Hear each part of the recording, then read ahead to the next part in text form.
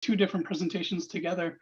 Next on deck, we have Brenda, Coley, and Kirsten, Shead, and they're joining us from the Milwaukee area. I first was able to meet these two as a result of a bigger extension project where we were forced to get together and think about the complexities of water education and reaching out to people. And these two certainly just embraced that challenge and ran with it. And I'm just so happy and humbled that they're able to join us here.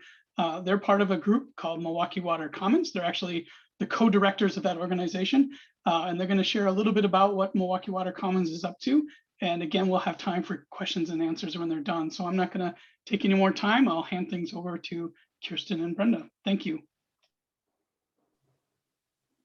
Thank you, Eric.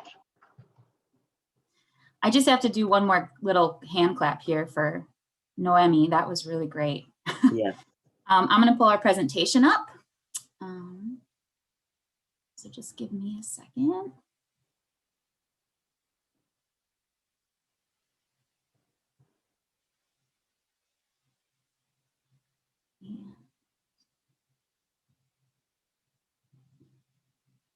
Just need to double check that I've got the sound on because we're going to show you a little video clip.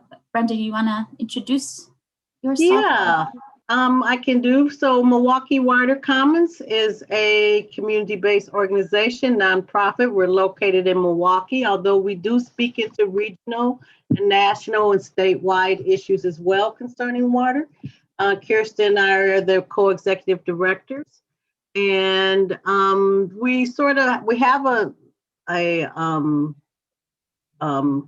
introduction, but it's hard to do over line. So I'm going to talk a little bit about what brings us to this work. I came to environmental work through a social justice lens. I think that's why Milwaukee Water Commons hired me. And with the Water City agenda, we really wanted to take it to the next level and talk about environmental justice.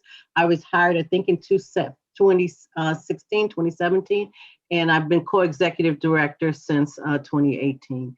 And if you talk about what my water address is, I've sort of had two water addresses. Of course, the mighty Milwaukee River, which has been a pathway to freedom for my ancestors. And then there's the beautiful Lake Michigan, which I say looks like an ocean at times. And so I'm Kirsten Shead. I'm the other co-executive director. What brought me to this work, I actually have a science background, but didn't come to this work through that. I actually came through interfaith work and caring for the earth and encouraging people to use their sacred traditions to support that work, and ended up here at Milwaukee Water Commons as co-executive director when our founding co-executive director retired a couple of years ago. So Brenda and I, we're a bit of we like to think of ourselves as a bit of a dynamic duo. So we'll kind of bounce back and forth together, keep it pretty conversational here in our presentation. But my water address is also the Milwaukee River. I actually back right up to it. And then I'd encourage you, we can't see your chat because of the platform, but introduce yourself in the chat to each other and share your water address. And part of the reason we do this is because we believe that we are water, water is life, and that we often tell where we live based on the constructs of our society, right? But we also live in natural space. And so sharing your watershed, your water address is kind of a fun exercise. I'll just talk about our mission a little bit. We foster connection and collaboration and community leadership on behalf of our waters. So we are really directed towards communities to do that.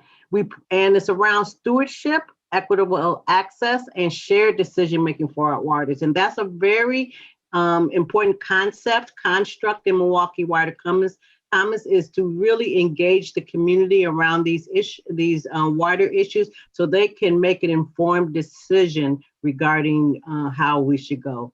Milwaukee has been has been poised as as a model water city where we all have a stake in say in our water, and we can all share in their care and benefits as well. Mm-hmm. So rather than just give you an overview of some of our structures and programs, we're going to play this little video that we produced at the end of last year. It should be about 4 minutes, give you a highlight of who Milwaukee Water Commons is.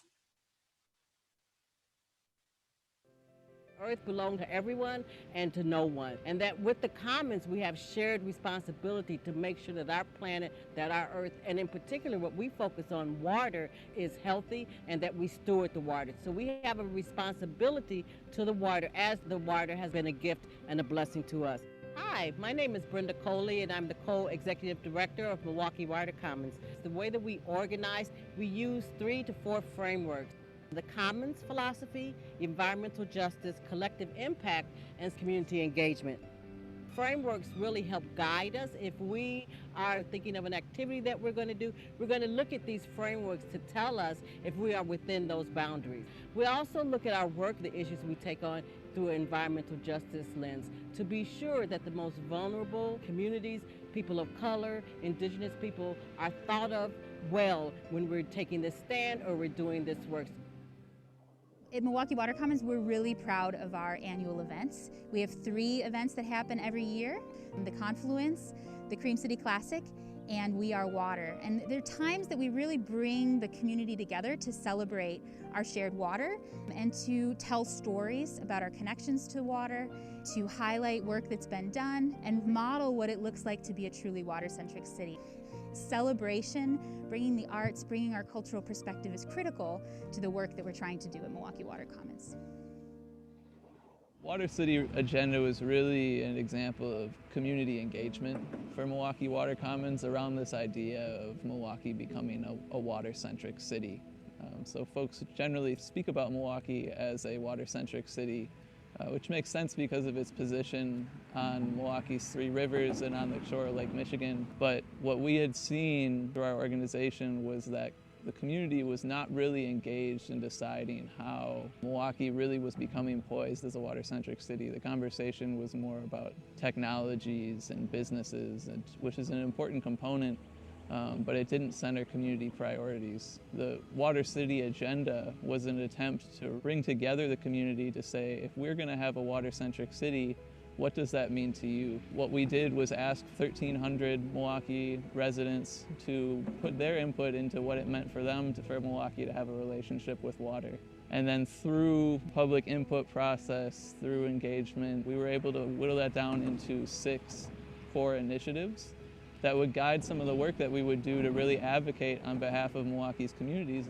Those initiatives were green infrastructure, water quality, blue-green jobs, arts and culture, education, recreation, and drinking water. Those were some of the core priorities that synthesize all of the input that we got from really just getting out into community events and hearing from folks about how they connected to water. I'm always amazed how often folks will discuss community priorities and things that they see being issues in other systems, as transportation systems, economic systems, public health systems, and think that that's separate from our waterways. But what we really found out with the Water City Agenda was that there are deep connections between the way that we relate to our environment and the way that we think about our relationships to each other. Because baptism is something that we do every Sunday within worship. When we do our confession and forgiveness, it's around baptism.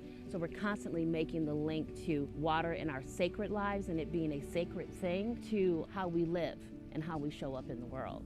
We were real excited to learn more about how we could be better stewards of water ecology, and then also just learning more about Milwaukee River, the tributaries, and also Lake Michigan. When we prompted folks in our congregation about who would be interested in that, we actually had to pare them down and say, okay, we can't have a team that large. And so it was really a great response. Our congregation and the people that we were able to talk to really have a better understanding of just the everyday small things that you can do that make major impacts, let alone then, of course, the advocacy to our legislators about not dumping into our lakes and our rivers. Also just realizing how important it is to just the whole entire ecosystem.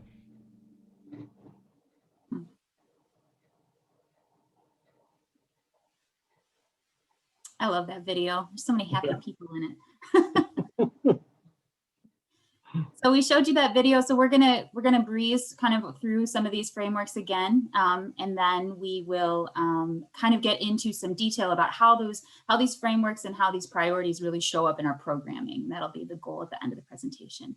So as Brenda mentioned in the video, we organize with 4 frameworks: environmental justice, collective impact, the commons, and community engagement. And we really take some leadership from the Jemez principles, which were formed in 1996 by a group of primarily leaders of color in New Mexico that gathered together to talk about how environmental justice really needs to be done. And one of the principles we have highlighted here is this idea of being committed to transforming ourselves. So the Jemez principles talk about allowing communities to speak for themselves, bottom-up organizing, et cetera. And I think this commitment to self-transformation shows up later in our presentation. We're talking about the work we do internal to our organization, as well as the work we do outside, especially around racial justice and inclusion work. I'll talk a little bit about our program area. So we're trying to really facilitate the Water City agenda through these ways. So Water School, and I have to say that it's not a school that's for young people necessarily, and it's really for adults, and it's a leadership development and community engagement. So we do 4 sessions in the summer on a Saturday day long, and really talk about water imprint, water issues. And we also have a focus of art within this. In this picture, this is a model of a watershed, and we're really teaching what our responsibility, what happens, how we deal with water. We Are Water is our annual arts and cultural celebration of water. We have engaged multiple multiracial communities to join us to celebrate the water. You saw some pictures of it as well. And it's really something that we do at dusk, and we want to not only talk about stewardship, we want to be able to engage people around the beauty and the magic of water as well. Water City 3.0 is really our public facing around policy. And this is where we house the Water City agenda and our policy initiatives and programs. And please know that under the Water City agenda, those 6 initiatives, we have programs and projects that address those initiatives.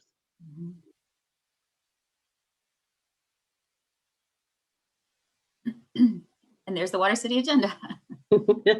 Shall I speak on that, Kirsten? Sure, I'll go ahead. start. So, this is a 10-year community-defined vision of Milwaukee. We talked with 1,300 people, and we synthesized what they had to say. And this is what they're saying we would have to accomplish in order to be a truly Water City agenda. The thing about it is it has 6 initiatives, and under each of these initiatives are goals and programs and projects.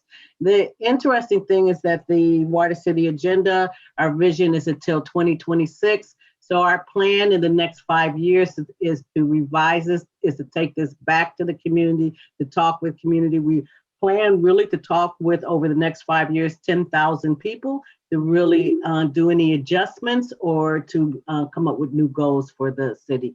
So for example, under Blue Green Jobs Initiative, we have facilitated a water equity task force in partnership with the U.S. Water Alliance, as well as both of our water utilities. And here we're talking about workforce development. Under water quality, we present the Cream City Classic, which is a swim in the Milwaukee River that has happened for the past 2 years. It didn't happen because of the pandemic. And here, really, in all our initiatives, we're looking at how this intersects with vulnerable populations, making sure, for example, the Cream City Classic has representation, swimmers from every area of the city, every culture in the city, because we're really trying to teach that we all belong to the water. Drinking water, we have been involved with many of the coalitions around, and the issue there is really for Milwaukee, it's infrastructure and lead laterals. Arts and culture, that's where you'll see some of our events, but we infuse art in everything that we do. It's an important part of that. Education and recreation, we're talking about swimming, access to swimming, and green infrastructure. We've had some programs around that as well. Yeah, so we have a very short window here, so we're not going to go into depth on this, but I will do a little promo that 2 of our staff are doing a presentation on Wednesday, and I think they're really going to be talking quite a bit about this anti-racist multicultural organization building we're doing at Milwaukee Water Commons. But just to give a briefest overview, we are using a theory that talks about decentering whiteness, which has to do with the white center that is kind of innate to organizations and to culture if we don't address it. And so pulling that out to the margins with the rest of us so that all races and cultures have a chance to rebuild a new way of building the movement. So, and then one of the ways we're doing that as an organization is really doing internal addressing and assessment of our own policies and programs and talking about what does it really look like to build a culture at Milwaukee Water Commons that is actively anti-racist and multicultural. And we use these theories of transformation is really this understanding that in order to change and to build a movement, there's going to be different roles that are played. So there are resistors, there's reformers. Reformers are working inside the system. The resistors are often protesting the system. The recreators are building something new. The reimaginers are underpinning that with, whether it's spirituality or philosophy or art, to inspire us. So sometimes I think we end up at odds with each other because we don't realize that someone's taking a different role and we need all those roles. Mm-hmm. Do you want to say anything about that picture, Brenda? Actually, this is a mural that was done. It's about 3 blocks away from my home. And a board member, Indigenous woman, Margaret, I'm blanking on her name, Kirsten. Margaret Newton. Decided to take a group of women to do a jingle dance, which is a traditional Indigenous dance that really gives healing to the community. She felt that the Black community, African-American community, had been in solidarity with Indigenous issues, and she wanted to promote that. So they brought a group of people and danced in front of this memorial. And it was just striking because this was really about water. I just casually told her that that this mural had been done, and she just took some women up there. And this water really is what brought us together in this instance. So that's the picture there. Mm-hmm. We talked a lot about, Naomi talked about this as well, intersectional environmentalism, and this is really taking the work of environmentalism to the next level. I just want to say many times that this framework is a critique of oppression and not identity. And it's an inclusive version that advocates for both the protection of people and the planet.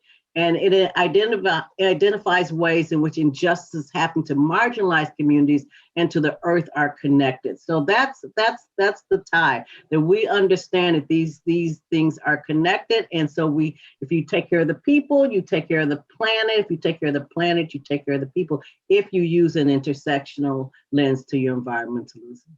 Mm-hmm. And I can see we're running short on time, but we just wanted to kind of connect some of our programming and give examples to how things like collective impact or environmental justice really play out in the work. So I'll just start us, and then Brenda, if you want to jump in. So 2 areas that we wanted to highlight around how we really center environmental justice is facilitating the Milwaukee Environmental Justice Roundtable, which is a collection of 40 primarily leaders of color and their allies, talking about, and Indigenous folks, talking about environmental justice issues in Milwaukee. And centering environmental justice, I recently served on the Governor's Task Force on Climate Change, and environmental justice was a very strong underpinning to that work. It's strongly represented in the report. But Milwaukee Water Commons got to do some education and some training around that as part of that project to really make sure that we were implementing EJ into the whole of our climate assessment as a task force. And then collective impact. This is really where we don't need to recreate a wheel. We can work in partnership and with a shared goal on different projects. And 2 areas where we do that. One is our Branch Out Milwaukee campaign, which is really looking at reforesting the city and rebuilding the canopy that's been decimated by emerald ash borer and before that Dutch elm disease, and is also a lot of that, the areas that have the least canopy or where they're having real struggles with lack of trees are also areas that have, that are environmental justice concern areas. So primarily Black and Brown communities and low-income communities. So we have 30 partners working together on that, everything from landscaping to, tree nurseries, to working with our policy people and the DNR and on the ground community-based organizations. So pretty exciting. Mm-hmm. You want to talk about the other ones, Brenda? I'll just say briefly, community engagement. This is a project where we have done a lot of listening. This is the neighborhood in the African-American community that Milwaukee Water Commons is located. We're across from Alice's Garden, next door to the Tandem Restaurant on Fond du Lac Avenue. And we're really looking, we've done several surveys and we've done focus groups in that area over the past year to really engage the community on what their issues are around environmental justice. And it's really understanding that environmental justice is place-based. And we're listening to the community about the issues and as well as the solutions as well. And then we talk about the commons, which is the shared water spaces, celebration, access. Here is our work around really the Cream City Classic to engage the community that everyone belongs at the water and we all have responsibilities. And here we really want to stress non-commodification of water. Water, if we don't see it as a resource or a commodity, we really see it as a gift and which has advantages and benefits that we all share in. We're at the end. There we are. We are very active on social media and we've got our website is relatively up to date. So you can check us out if you'd like more information, or we have send out a newsletter every 3 to 4 weeks. Try to stay current both on issues as well as how we apply these frameworks and these strategies. So check us out there, like us on Facebook and all of the platforms. And then we always show our pets for our question. They're adorable. I love the two tails coming together. Yeah. We do have a question. Someone wants to know more about the artwork that's part, or I should say the work with artistic communities that's part of Milwaukee Water City 3.0. How are you connecting with artists, and what are some of the types of artists that you're working with? Well, one of the wonderful things about Milwaukee Water Commons is that from the beginning we had artists in residence. And that is Melanie Arians, who back in the day, we're talking about 5 or 6 years ago, art and water were not as connected as people as they are today. So Melanie is a water artist. And so she has had installations and showings around around water. She runs the art projects that we do around water in Water School. She runs really our We Are Water event. And we also are in the midst of forming a cohort of artists to ask them to go through Water School as well. And Water School, each project, Water School has projects that each team has to commit to. And one of the projects is an art project. So we hire an artist to work with this group of folks to come up with a project that complements what everything they're doing around the Water City agenda. You want to add to that? Yeah, I just think that when we were first forming, just starting to have some conversations with community members, I think there was some smart leadership that said, who are some leaders that don't often get asked around issues of environment are artists and creatives. Like we should be asking musicians and spoken word artists and visual artists and graphic artists, right? And so that was kind of baked in at the beginning. So I feel like the arts really informs, like every one of our events always has good arts and music, right? It's just something we do, but I think it's not just providing the entertainment, it's also shaping the way we're looking at the programming, really taking that creative lens, really bringing storytelling into our work. And I think that's why the work resonates with people is because the arts is one of the ways we get beyond our heads and into our hearts. And I think that's necessary for this work. Yeah, We Are Water really talks about those stories because we believe every culture has many water stories. And so we want to hear and we want to engage people back to the water and hear what those stories are, because many people are disengaged from the water really through no fault of their own. So this is one of the ways that we can engage them and people get it.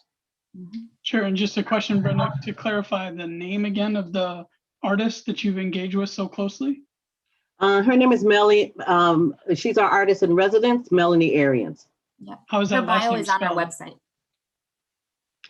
Yes, Eric? How is the last name spelled? Ariens, but people can go to our website to get to find her. Great.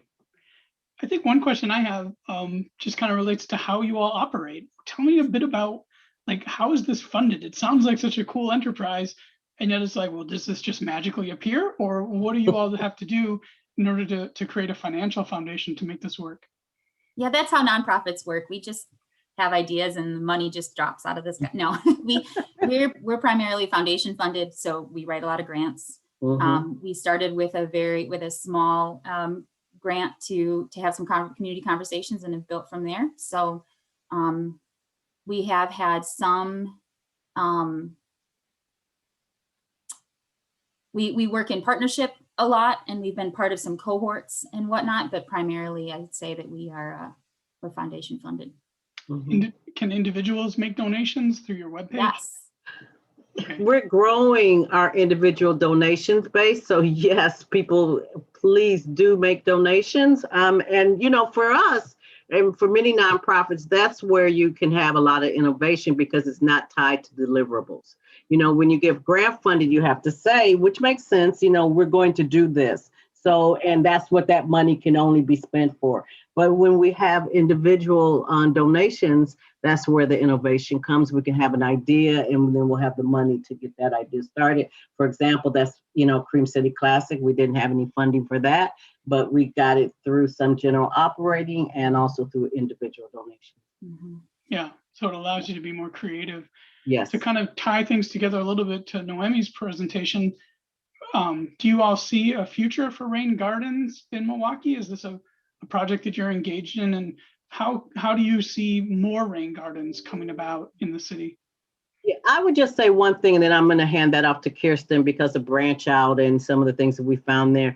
Rain gardens are great, you know, but there are issues with rain gardens that I want to be transparent about. You know, for example, a lot of times asking urban folks, especially in African-American and poor neighborhoods, to do a rain garden, if it's not tidy because of the oppression that people result in, that we aren't taking care of our homes, they don't want a rain garden. It's gonna, and I say this with due respect, it's gonna look like a hot mess.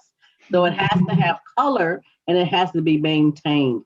Rain gardens are great.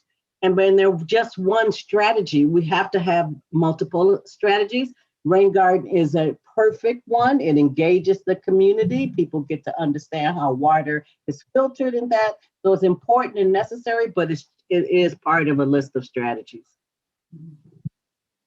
I think you covered it great, Brenda. Well, I think it's kind of like, I think it can be, we can equate it to looking at drinking water, right? So you can, there's a strategy that's very individual, like, you know, here's a filter that you can use at your sink. And then there's the need to do like structural, you know, infrastructure change. And I feel the same around green infrastructure, around rain gardens and flooding, right? And I feel like Water Commons does some of both. Some of it are those, you know, neighborhood scale, right in somebody's front yard kind of solutions. And we're often also involved in trying to change systems and shift the way, you know, like big projects are done so that they really reflect community priorities. So, but keep up the good work. Noemi in on this. I'm going to pull Noemi in on this last question because it goes to all three of you, just to kind of give us one at a time as we close out. Can you tell us what achievement you're most proud of right now as far as your work in this area?